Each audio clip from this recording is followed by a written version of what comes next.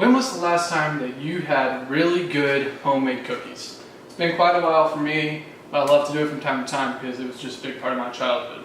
Today I'm going to be walking you through a recipe that I used growing up that friends and family have been asking me for, which is the Nestle Toll House recipe. That's the secret. Don't tell anybody. So what we're going to do is we're going to start by, I'm going to tell you what the ingredients are, how much there is of it, walk you through how to mix it and get it all together, and then putting it on the cookie sheet and tossing it in the oven. Alright, so to start off, I'm going to just kind of tell you what ingredients I have here. I pre-measured them so that it could save us a little bit of time. So first we have 2 1/4 cups of flour, 1 teaspoon of salt, and 1 teaspoon of baking soda, not powder. I will mess that up on time to time. Don't do that. 3/4 cup sugar, 3/4 cup brown sugar, a teaspoon of vanilla, which this is where almost all the flavor comes from. Then 2 sticks of butter, which is equal to about a cup of butter.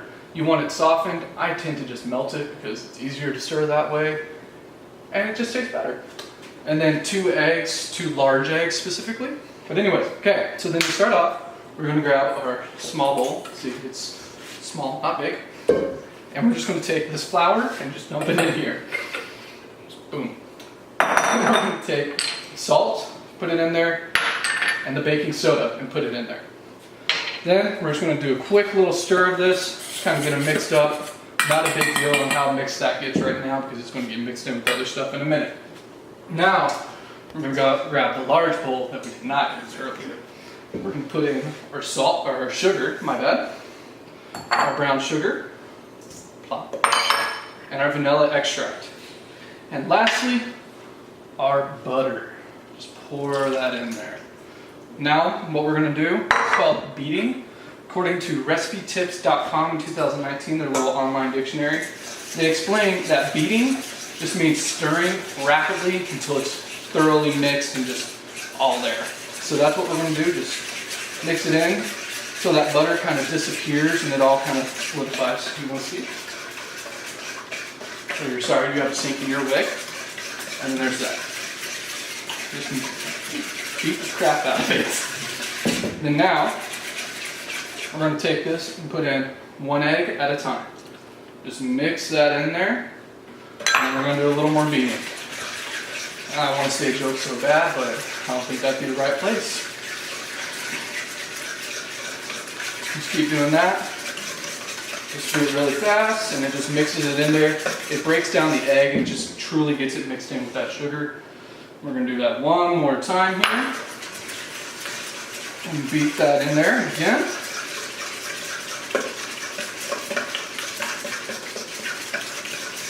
So there we go. Now we're going to add our flour, salt, and baking powder, soda mixture that we mixed up earlier. Just plop that into this big bowl. It's all going to be together. And we're just going to mix. Mix and mix and mix until we can't mix anymore. This is always the hardest part.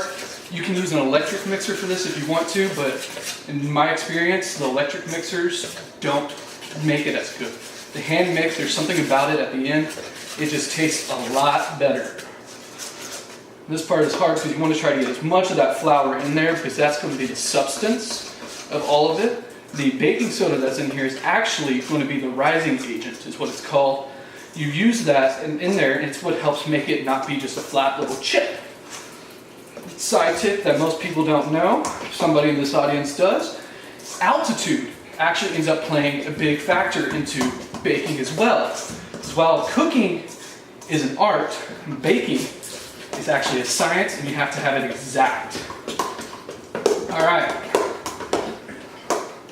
So there we go. We have our cookie dough. Now I have 3 cups of chocolate chips I'm going to pour in here. There's semi-sweet and milk chocolate. It typically says just do semi-sweet. I do both because it adds an extra flavor, and I do more than what it calls for because chocolate is amazing.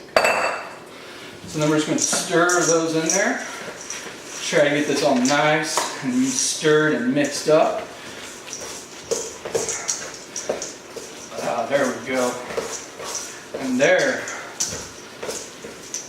is our 100% completed cookie dough. Would anybody like a taste? No? Wow, I will take a taste because that's good. All right. Last thing we're going to do, this is where you start actually cooking them. My oven's already preheated to 375. What I'm going to do, you can use a cooking spray, butter, vegetable oil, whatever you want. You need something to put on the pan just to make sure that the cookies don't stick and they'll come off easier in the end. Then all you'll do, take them, make little balls, and you'll just place them on the cookie pan here. You just do that. You want to make sure they're separated some to ensure that as they cook, they don't merge together because they will spread out into the normal cookie shape that you see. I'm not going to do all these because I'm about out of time. So then all you do from here is wash your hands first. Get that cookie dough right on off. Thank you. Then you just open up the oven. You toss them in for about 10 minutes and then you're good to go. So that was me showing you what the ingredients are, how to mix them, how to get them cooked in the oven. Hope you enjoyed and hope you make better cookies.